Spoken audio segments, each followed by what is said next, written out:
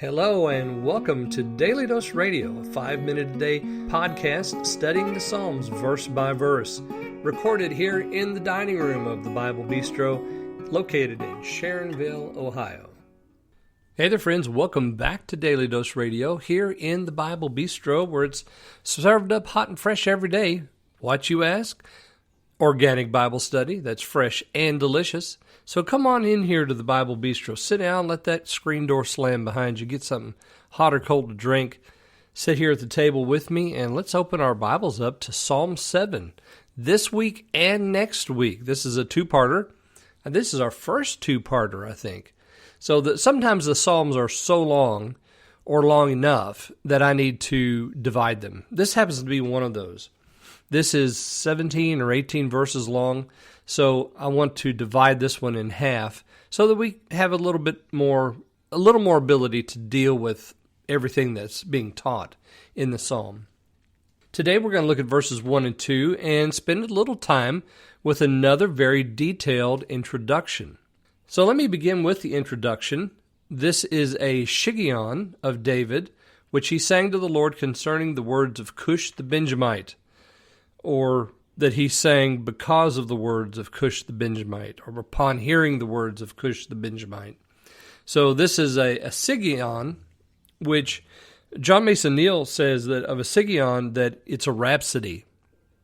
It's a descent. So this is a tune name. That's a type of tune of David. So David's the one writing this. And he sang it to the Lord concerning the words of, and then we have this person mentioned, Cush the Benjamite. There are lots of possibilities for who this person might be. Some have suggested that this is Kish, the father of Saul. Of course, Kish wouldn't care too much for David because of Saul, his son. It could be that this is Hushai, which was one of the men who helped David during Absalom's occupation of Jerusalem. I personally like to think that it is Cushi, who is the man who ran from the battle with Absalom to deliver David the news of Absalom's death. So we have Cush, but in the text we have Cushi, and the Septuagint agrees with the idea that it is Cushi because they suggest 2 Samuel 18 as the place to go to find out about this. So if you go to 2 Samuel 18, and you find out about this young man who's a part of Joab's cohort, and he runs from the battle lines according to the command of Joab to tell David that all that's happened, right? So Absalom is caught by his hair, and Joab and his young men surround him, and then they pierce him through with darts. And so I don't know if they went into that detail, if Cushi did, but I mean, when he gets there, if you look at 2 Samuel 18 and you read the passage, he says to David, the army is routed and they're like the young man Absalom. So he suggests Absalom's death in that statement. Why would this lead to a psalm? I guess that's the question, right? So David hears these words and he sings this song to the Lord. Why? Well, because he's grieved over the outcome. He's grieved over the death of his son, Absalom. Now, David had a lot of children because he had a lot of wives, but he still loved this boy, so we can't take that away from him. And he writes, O Lord, my God, in you I trust. Save me from all my persecutors and deliver me. Thus he tears my soul as a lion. He tears it apart, and there is none to deliver. So David is feeling the effects of grief, feeling the effects of Absalom's rebellion against him. He says, in you I trust, O Lord, save me from my persecutors, and deliver me.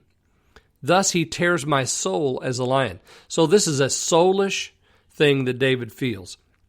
And there's only one persecutor that can affect the soul like this. And David knows what it is.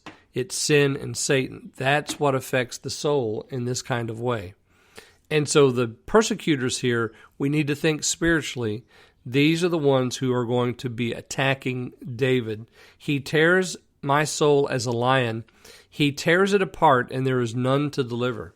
Of course, this also reminds us of Christ on the cross, because it says there in Psalm 22 that he was surrounded by the lions, right? They were the young lions were prowling around him while on the cross. And of course, 1 Peter chapter 5, verse 8 tells us about that roaring lion that prowls around seeking some to devour. So we understand the contrast here between the Lord God and between the enemy that wants to tear the soul. And David says he's done his work. He tears my soul, he says. So David is in the midst of this tearing because of what has happened to Absalom. So the grief and the guilt and the mourning and all of that has started for David, and he pins us this song to help us understand his grief and his pain. Well, next time, I hope you'll join me. That's tomorrow, and we'll look at verses 3 and 4 here on Daily Dose Radio. Thanks for listening to Daily Dose Radio.